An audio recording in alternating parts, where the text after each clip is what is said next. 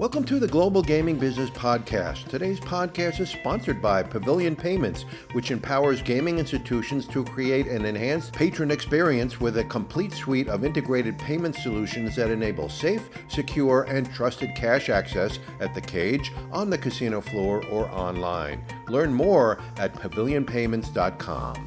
My guest today is Soo Kim, the chairman of the Bally Corporation. Sue, it's great to see you. We've done this a couple of times before, and a lot has happened since the last time we talked. Absolutely, Roger. Thank you for having me. Sure. So let's start with the Trop in Vegas.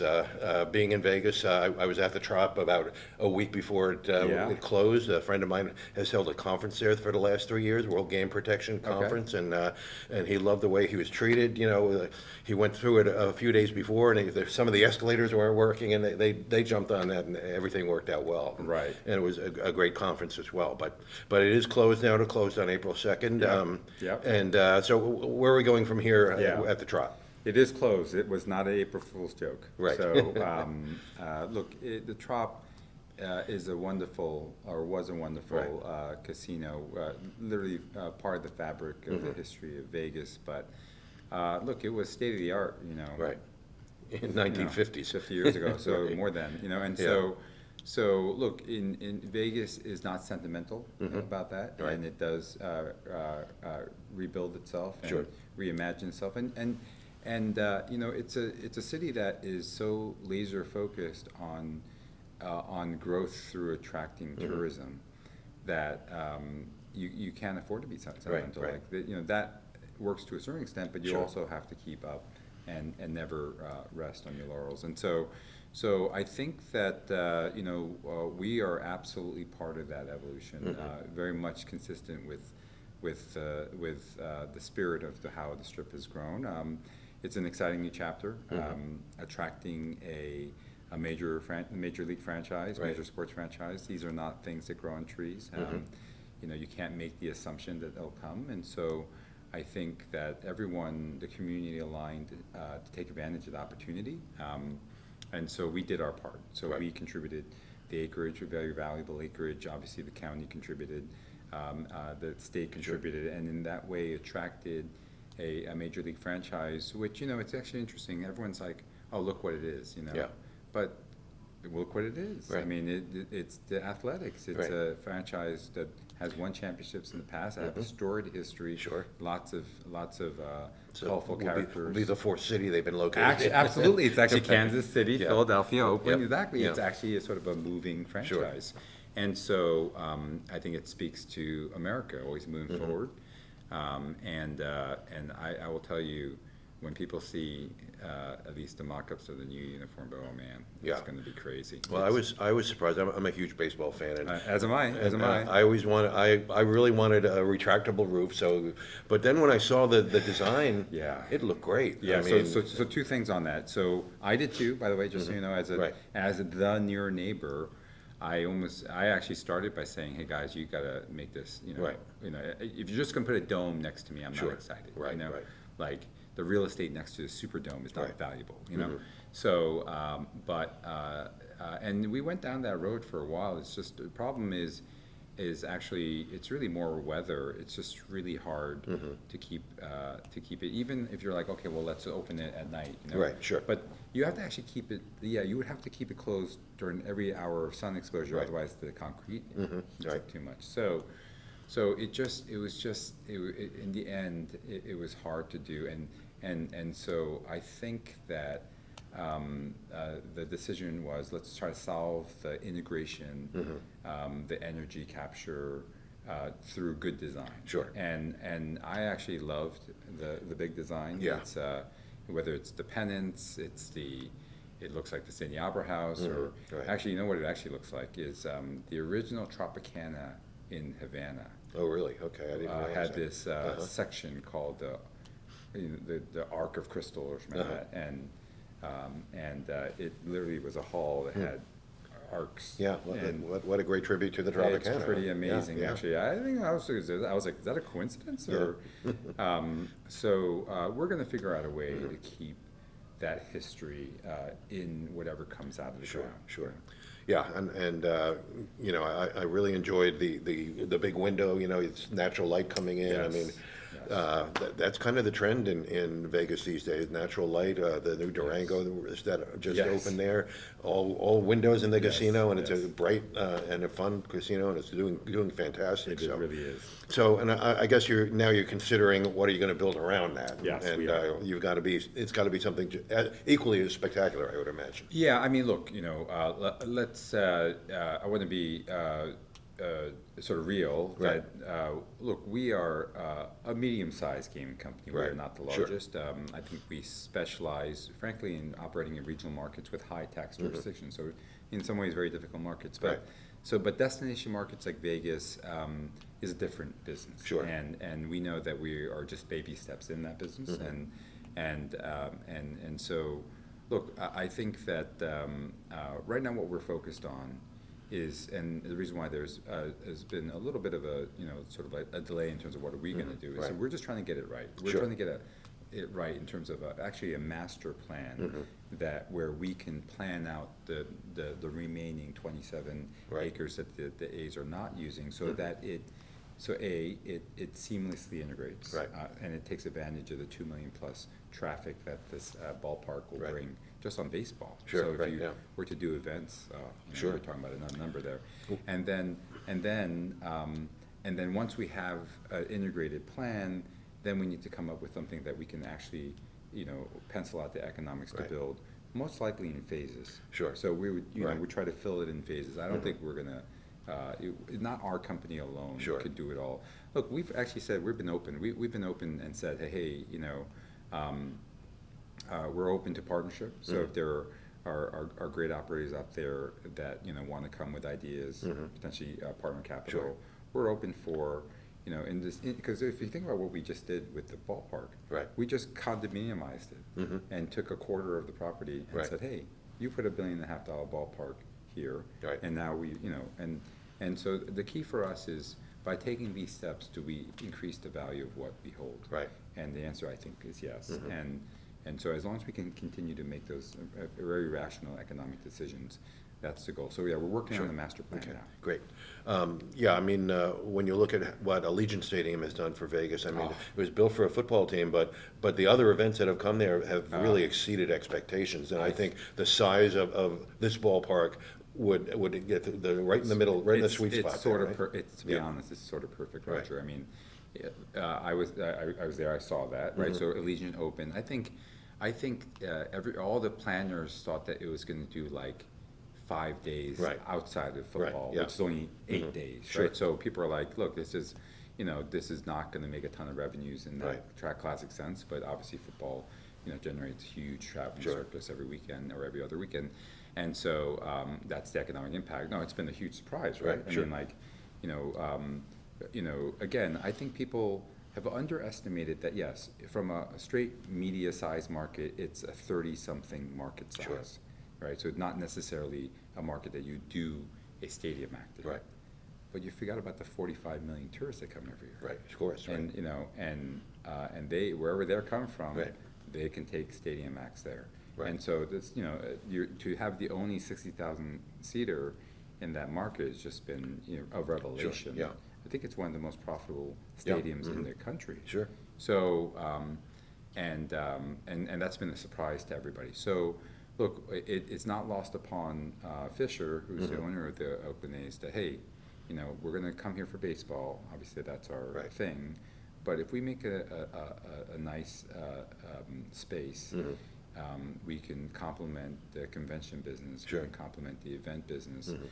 We would be the only person of our in that size category. They're talking about 30,000 seats. Sure. Nobody else would be on 20. Right, yeah. So it'd Yeah. be in not quite the same magnitude, but in the same way as Allegiant stands on its own Right.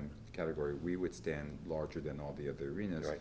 So if you could pack an arena, why not come to us? Sure, You would right. just make 50% more Yeah. money. Yeah, no question. And so I think that's going to be a pleasant surprise. Plus, baseball plays in the dog days Right. of Vegas. That's right, yeah. So actually, that stadium's empty Right. during the hot day, Yeah. during when Vegas is quote unquote hot when it's cool. Right. Fall to, Yeah, to sure. spring. Right. That's peak season for Vegas business and tourism. And so, no, I think it's a great product. Yeah, no question. And when you're talking about the Oakland A's and how the success they had, and now people are complaining, oh, Fisher's not investing in the team, but people weren't coming. Even when they were making the playoffs only less than 10 years ago, they still weren't packing the stadium. So Roger, let me just interject here. So I also grew up a baseball fan. I'm a Mets fan. I grew up in Queens. And, Sure. And the notion that I would be involved in a team move, you know, out of against the will. Sure. I wouldn't do it. It just wouldn't be worth it. It doesn't matter. It's not a money thing. It's just like I wouldn't do it. But before, when I first heard about the potential to host the A's or to welcome the A's, I was like, all right, guys, are you definitely leaving? And like, has that been, is that done? And the truth of the matter was that it was. Yeah. And the truth of the matter, I think what people don't understand is that baseball itself, Manfred himself, actually tried to in varying levers, force the A's to stay. Yeah.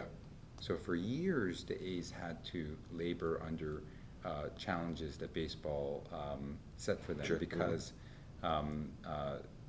Rob, the commissioner, did not want the team just to leave. Right. They tried to stay, I think, for almost 5 years. Yeah, I mean, there were all kinds of different stadium proposals. But again, so when I did the due diligence on this, it wasn't just he said, she said. Yeah. It was third parties were saying, no. These guys have huge economic incentives to stay right in the Bay Area, from the media contract to the league, telling them stay. Right. And despite all that, I think it was a failure of leadership that they couldn't, they couldn't come to a deal. Look, it wasn't the only team to leave that Bay Area. So look, the Fisher family is a Bay Area family. Yeah. And so there's so many reasons as to why, when I got involved, they had already made the decision. It just wasn't. That's not the way the story is related, but that's the truth. Yeah. And so I said, okay, you're going to leave anyway. Then we would love to welcome you. I think the speaker should welcome you. Yeah. And I think when they come to Vegas and they pack the ballpark, maybe not with locals. People are going to forget all. People are going to forget, like, we didn't want this. Yeah, and then he'll be able to reinvest in the team. I think that's what I'm hoping anyway. I think so. I think there's going to be. I think it's going to be very exciting. I think it's going to be an exciting product. I think it's going to be the away series that people come out for. Right. Yeah, I think it's going to be exciting. Great. Let's talk about Chicago then. Chicago is, you have a temporary casino opening there. People were a little concerned about the early revenues, but of course, it's a 3-level casino, which is always tough to operate and things of that nature, but things are picking up though. You see, what we knew, and I think look, again, it's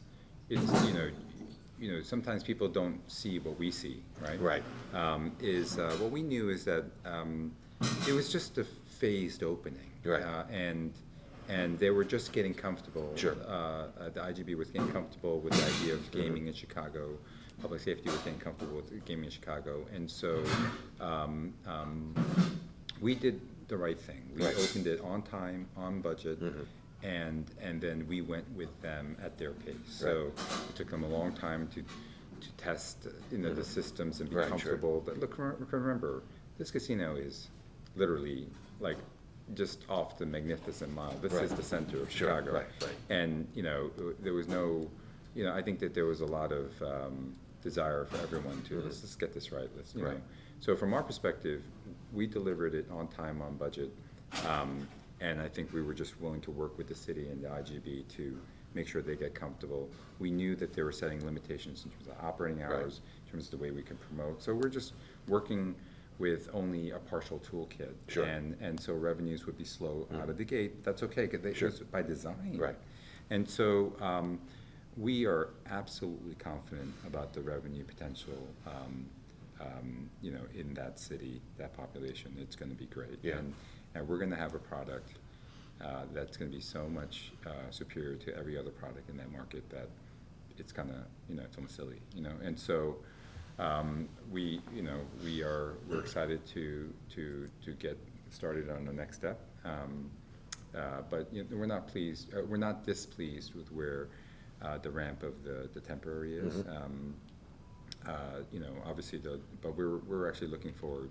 See, unlike a lot of people that like to stay in the temp as long as possible, Right. for us it's very different, right? Because remember, our permanent is going to be nicer. It's going to be 4 times bigger. Right. So we want to get into permanent as soon as possible. Yeah. So we still, even yet, have not yet taken possession of the property because we do have a printing press there, and we will be taking possession of the property on, I think, July 4th, like Right. Independence Day. Yeah. So and then that's when we start in earnest. So we're excited. We remain absolutely committed, and we remain confident. I mean, I think that there's there's a lot of doubters for whatever reason. But I remind people it's a very competitive RFP against very, very smart operators. Sure. And we find ourselves fortunate to be selected. I think our experience working in tough tax jurisdictions, I think, helps. Right. And so to give confidence that we care and we'll do a great job. I remain confident that that we will be able to close out the funding and get that built on time and on budget. Okay. One thing that we've been seeing lately is Illinois allows VLTs in the rest of the state. Yes. Not in Chicago though. Yes. But there's I don't know if it's an actual proposal now, but there's a thought that they would allow it in Chicago. Yeah, that would be tough. Remember, okay, so the way it works is the enabling law at the state level exempted the city, Right. And then the city would have to permit it itself. And our host community agreement with the city does not allow it. So there's a lot of hoops to jump through, Right. For that to happen. But one thing, again, this is, so I think beyond that, I shouldn't speak any further. Okay. Just only because I think, look, there are some solutions. Yeah. Look, we're not generally opposed to the expansion of gaming. This is Bally's corporation. Right. We believe that gaming is good, Yeah. and obviously we participate in a lot of expansion, physical and online. We don't do routes currently, and so look, I think that there are some solutions there. If it was really obviously. We're right now, the city and ourselves are lockstep aligned to make sure that the rollout of the permanent is perfect. Right. That it meets the needs, which is to create tax activity, Sure. provide jobs, and also give just another reason why 50 million plus tourists. So actually Chicago, there's more tourists in Chicago than there is in Vegas, just so you know. Give them an excuse to stick around a little more. Sure. So we're all aligned for that. The routes don't do anything. Sure. Right. So they can generate revenues, but they can't generate jobs. They Right. can't generate tourism. So there's strong alignment there. I think if there's a need for revenues, there's different ways to deliver expansion in ways that I think take nothing away from what we Sure. are doing collectively with the city, but also just expands the pie. So, but that's frankly not appropriate, for Sure. this conversation. Of course. Right. One more question I want to talk about. When we first did a podcast, I think 3 years ago, you had an idea of becoming an omnichannel company to a really great extent, Yes. that more than anybody had done, and, Yes. and own your own technology. Yes. And Yes. it kind of slowed down. Yes. There's some technology issues and things Sure, like that, absolutely. but you're just starting to ramp up that end of the Yes. company. Do you still see Bally's becoming that omnichannel gaming company? Absolutely. Look, I think it's so interesting. We just went through this, I just listened to the keynote Right. of the wonderful speaker from Porch Creek, I can't remember his name. And he put up that slide saying, hey, only a third of our database doesn't go to online Right. gaming. Think about that. Sure. So, and he said, like a third of our good players are also online gaming. Right. And so, and we want to meet the players where they are. I Right. think that is absolutely intelligent. You want to meet the players where they Right. are. And so we want to meet the players where they are. Now, so I think our overall strategic vision is absolutely the same. where that vision met reality, Right. meets reality Sure. is, look, execution is a real thing, the real challenge, and I think maybe we try to do too much ourselves. So I think I've actually injected a lot more honesty Sure. into our management team as to what we really are good at, Right. what we must do for ourselves, what we are. So, how good are we, and what must we do for ourselves? Right. That's really and if we're not that good, then we should have somebody else do it. Sure. And if we have to do it for ourselves, if we don't have to do it for ourselves, then we should have somebody else do it. Right. So we should focus on things that we're good at, and we need to do ourselves. Right. So all of a sudden, you've taken 100% 4 boxes, Right. all 4 boxes, and then you're going to focus your activities on 1 box Right. out of 4. And so I think, look, it's us at the board to set the direction for the company. We don't run the company. Sure. We set the strategic direction. Hey, that's a real opportunity: online, offline, cross promotion, pollination of customers, meeting customers where they are, adding customers cheaply into the database. Let's go. Yeah. The way that was translated by the management team, I think, was dissatisfactory. Right. For a couple Sure. of years, and so after a couple of years of trying that, we made some changes to the team and direction. And I think that we have figured out that we don't need to own sports. Right. So now we have a wonderful deal with our partners at Canby, which we're psyched about. Right. And now we can actually roll out sports as an amenity to our customers, make some money, but we don't, but now we're there. Right. And they're getting a great product under our flag. Sure. And it's something that we don't have to be embarrassed that we're offering our Sure. customers. So that's a good learning. We're still working on the combination of the physical casino database, the online database, Right. the sports, Sure. the nascent sports online effort, and that technology integration continues afoot. Okay. So we're not there. We're not there Sure. yet. Sure. So I would tell you that I'm happier than I were. It was called, when we first launched our Sure. strategic vision. I think we have executed on some of our priorities now. The current alignment of the team has executed, and no, I think our best days are ahead, for us and the industry. Okay, great. Actually, one more thing, I want to talk about Bally's Atlantic City. Oh, yeah. Here we are in Atlantic City, Yeah. and it's kind of your flagship right now. Well, maybe it's not won't on be- a profitability basis. Right, So, no, but I so understand that. our Right. flagship still remains in Providence, and will be in Chicago Right. soon enough. But no, Atlantic City is our namesake, and Right. it's on Park Place and Boardwalk. Sure, It's, right. it's right in the center of it all. Its best days were in the past. Now, look, we've renovated the room, so I Sure. actually encourage people to give us another chance. Yeah. It's a good product. Sure, It's not, absolutely, It's yeah. not, is it, ultra luxe? No, but it's a solid product, and I would encourage people to give us a chance on that. But it's a tough market. It is a tough Absolutely, market. very competitive, And yeah. it's super competitive, and it's a market, and the product that we bought at a reasonable price, really was starved of Right, capital right. for basically too long. For So, too long, for yeah, sure, for yeah. really, so I think we've done okay by it, to the place where we are profitable now. We are making money, which is, in itself a task. Well, revenues were up 20%, almost 20% last month. Yeah, and then on the online side of that business, which Right. now because we supply ourselves Right. and we own the license ourselves, Right. it's been a nice business, Yeah. and so between online and offline collectively, it's been I think it's pretty nice. We own all Sure. our own land. And really, again, I'm really curious about how we as an industry, this is the New Jersey casino industry, respond to New York table gaming. Right, yeah. Because that is like, Yeah.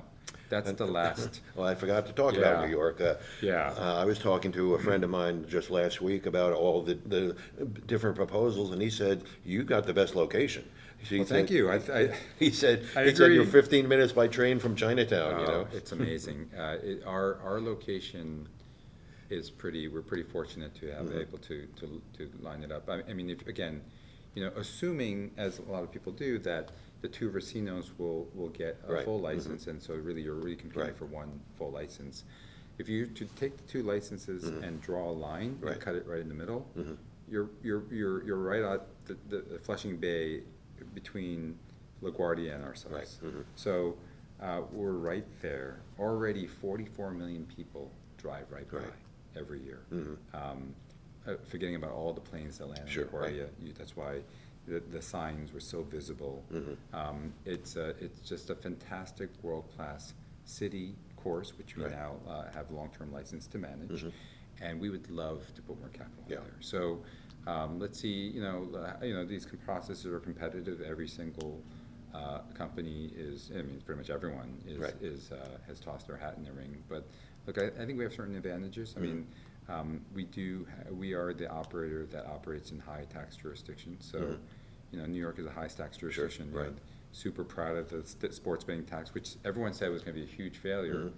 $1.8 billion later, no one's unhappy at the state level about the tax rate they set. So look, I live in New York, so and I'm from New York. So look, I think we very carefully picked a location using that sort of like local knowledge as to what is the right place for something like this, and the casino, as there's like you don't take a subway to a casino really. You're gonna mostly drive there, and so that's why actually the inner Manhattan ones are really tough because there's just so much traffic.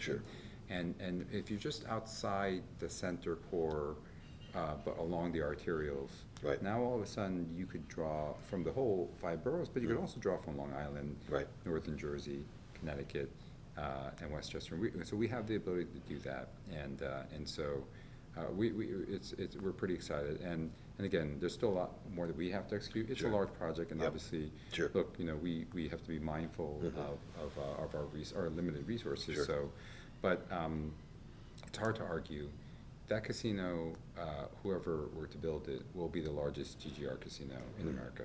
No question. No question, right? So definitely bar none. So it's going to be, and regardless of the tax rate, it'll be profitable, obviously. And so we would love for a chance to operate. Great. Well, Soo, thanks for taking the time with us here at the East Coast Gaming Congress in Atlantic City, and it's great to see you. And we have a lot to talk about next time we meet, because there's a lot of stuff on your plate. We do, and I'm always trying to move forward. And look, we don't always get things right. As look, obviously our sports early forays were a good idea, tougher execution. But look, what we like to pride ourselves on is changing our minds when the decision is incorrect, or at least the outputs are incorrect, and trying new things. So we love this industry. We think that there are so many ways to go from here, and we're excited to get there. We appreciate you and all that you do. Thank you. Well, thanks for being open about this. I really good to catch up with you, and we'll stay in touch. Thank you. Great. Okay. Thank you. Yeah. Thanks for joining us on the GGB Podcast, sponsored by Pavilion Payments, the industry's leading cashless payment provider. To learn more about the topics discussed today and all the important issues in gaming, check out Global Gaming Business Magazine. For a free virtual copy of the magazine, subscribe at ggbmagazine.com. To stay current with the weekly news of the gaming industry, subscribe to ggbnews.com. Use the coupon code GGB180 for a free subscription. Don't miss a single episode of the GGB Podcast. Subscribe on Amazon, Spotify, and Apple Podcasts today. So we'll see you next time on the GGB Podcast.